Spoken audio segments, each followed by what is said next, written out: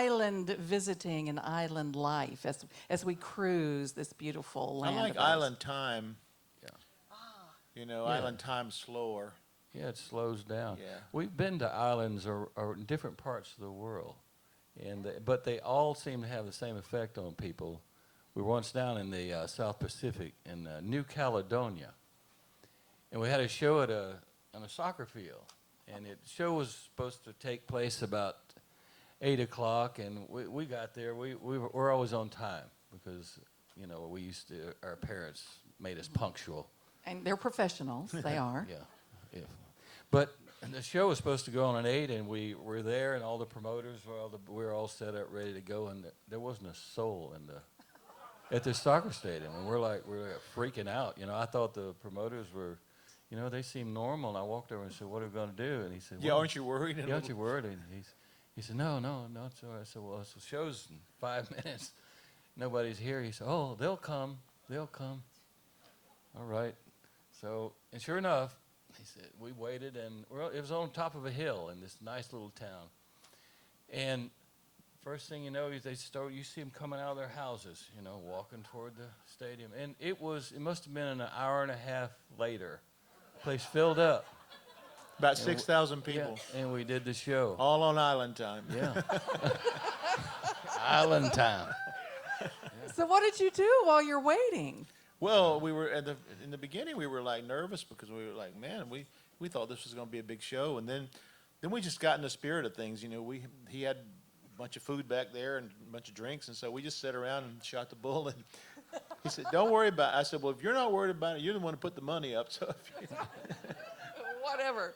No, it was beautiful. It was a great show over there, but you know, everybody just kind of slows down. If we ramble, just let us know. No, you're not rambling. No, because I'm sitting here. I told them the truth backstage, and some of you who were with me about an hour ago know this. I'm sitting here having just come from a wine tasting with Jeannie Seeley. So if you know anything about Jeannie Seeley, that kicks it up a notch. So, and that's how it is. And I know I'm sitting here listening to you talking about island time, and I think we have kind of a cruise time, and we all have some fun and do some different things. So, are there times when you have, like I just had, a little too much fun at an event, and then you have to go on stage, and how do you deal with that? Well, not so much anymore. I think we've... I'm catching up. It's just me catching up with them. Used to be pretty bad about that. I remember one time when we were on tour with Conway Twitty. Oh, yeah. I was hoping you'd tell us. And we didn't know, we were on a circular stage, you know, that moved around pretty fast. And somehow I didn't get the memo that there were 2 shows that day. So we did the first show, everything went great. And there was a little bar in the lobby. And so I sat out there and you know, drank. You're celebrating the first show. I drank some shots with the barmaid out there, and by the time Howard found me finally and goes, "Hey, we're back on in about 20 minutes." Well, Conway's road manager, Pork Chop. I don't know if you ever remember. I know. His Yes, drummer, I remember yeah. Pork Chop. Pork Chop was the drummer, and Pork Chop came by and said, "You guys ready for the second show?" And I didn't know it either. And I looked at David, and he was falling off the bar stool by that point. So I got him back I threw him in the shower. They threw me in the shower. Room. The only problem is him and the band, they pulled most of my clothes off, but I left my socks on. You don't want to see that either. I was in the shower with my socks on, holding on to the nozzle up here, you know, and showering off. So when I got out, I got dried off and I got ready for the show, and I was sobering up a little bit, and I put my boots on, and I still had wet socks. So but we actually did make the show. I didn't miss it. So wasn't the best show we ever did, but. Oh, David dressed in only wet socks, and I'm getting the vision of that. But I was skinnier then too. So. Okay, no, now, I want you to finish the story for me. Last night, we saw each other before one of the shows, and we hadn't seen each other in a while. So we were just chatting and having a big time just before you went on, and you didn't get to finish the story. You were telling me that there is some rule that the Bellamy brothers have about how they are introduced on stage, and it has to do with beauty queens. Yeah. What is that?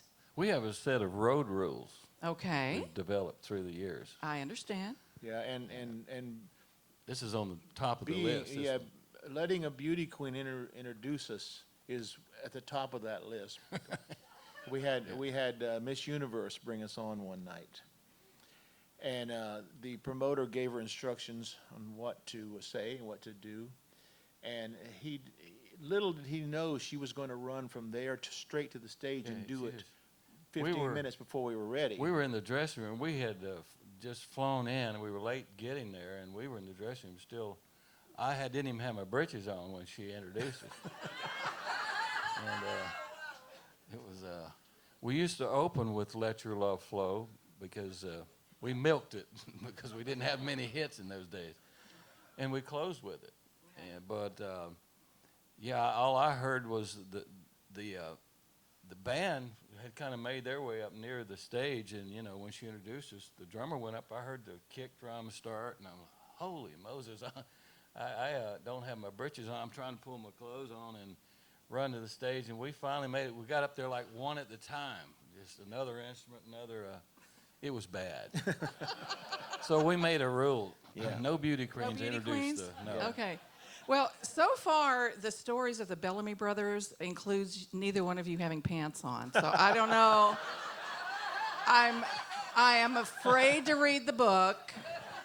The book came out last year, Let Your Love Flow, The Life and Times of the Bellamy brothers. You have to get the book. And I have a very big question. I haven't had the chance to read it yet. I'm dying to read it. You probably wouldn't have had us on the show had you read it. I probably would be very afraid. But did you tell all? Or are there things you cannot tell and will never tell? Well, only you would ask that question.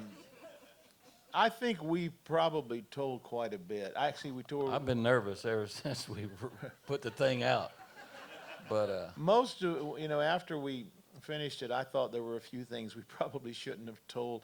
But then, when we start getting feedback, people come up and everybody seemed to really enjoy it. So I guess, it didn't really shock anybody at what we did. I mean, well, give us we've never hidden the fact that we were nuts. Well, and you still are in a way, and we love that about you. Yeah. And I say that with all kinds of love for you.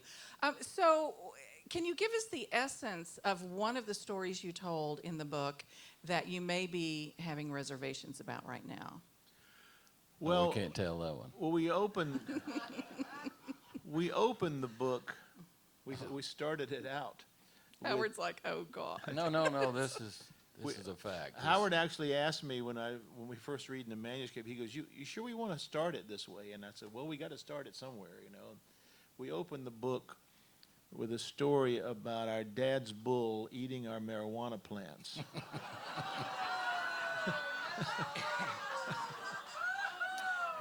We had told our dad there was an old abandoned hog pen. We were raised country, and it was quite fertile. So we decided to plant it inside the old hog pen, which is a great idea because it got as tall as this ceiling. But we had told our dad that it was a hybrid tomato.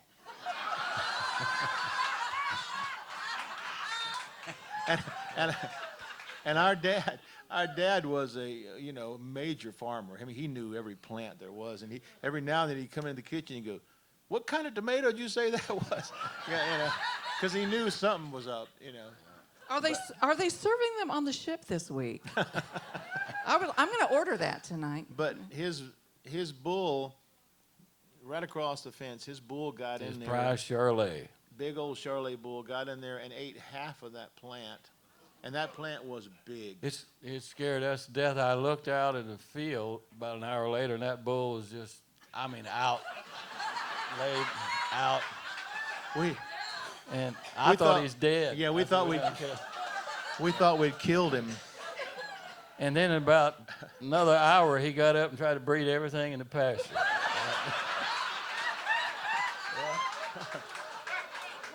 Wait. Is that the same effect it had on you? I wish. Not anymore. Not anymore, yeah. Oh my God. Okay, that's how the book starts. Can you imagine? It goes downhill from there.